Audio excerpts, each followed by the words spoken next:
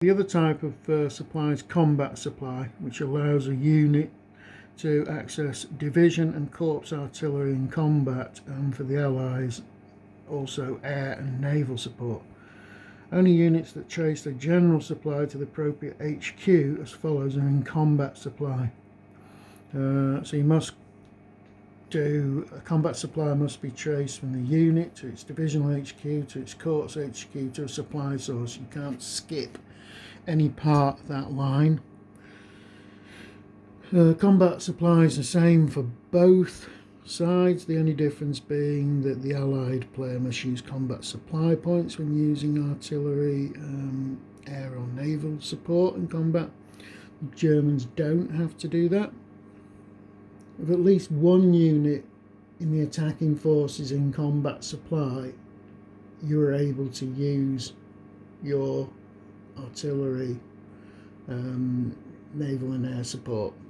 Okay, so conceivably you could have units in that attack which are actually out of supply with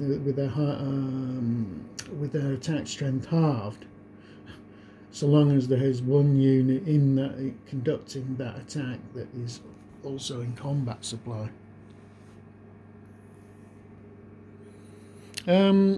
As we said, only the Allies use combat supply points. They start the scenario with a certain amount, and they also roll for extra combat supply, depending on date and weather, and also Cherbourg. If you control Cherbourg and you've got Mulberry Harbours up and working, that can actually that can help you as well, give you more supply points.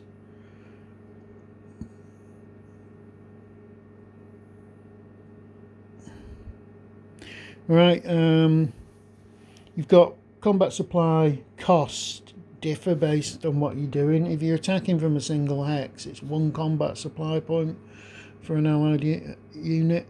If you're attacking from multiple hexes, it costs you 3 combat supply points. If you're providing defensive artillery, naval or air support to assist Allied units that are under attack during the German attack phase, you also expend 1 supply point to do that.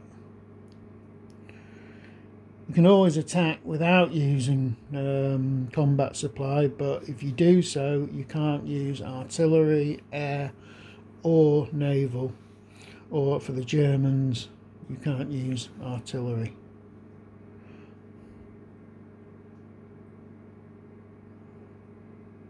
And that's it.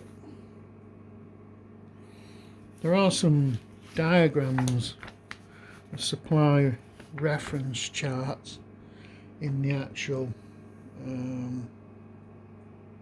back of the sort of game manual, which sort of summarise all that I've just said there. Yeah, it does make it a little bit clearer.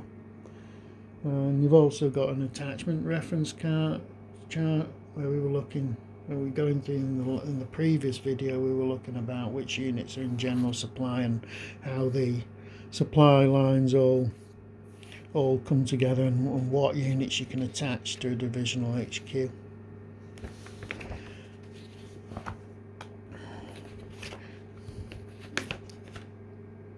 Okay, that'll do for the moment.